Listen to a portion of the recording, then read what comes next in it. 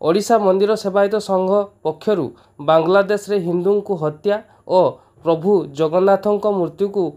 जाली पड़ी अपमानित करने घटना को नहीं निंदा करने सहित आसंता शुक्रवार सकाळ 10 घटिका समय राज्यर समस्त मंदिर सम्मुखें घंटा बाड़े शांतिपूर्ण भाव में यार प्रतिवाद कराजिवो बोली संघर राज्य सभापति कामेश्वर त्रिपाठी बुधवार सकाळ प्राय 10 घटिका समय बारिपदार बड़ जगन्नाथ मंदिर सम्मुखें गणमाध्यम को प्रतिक्रिया कहते।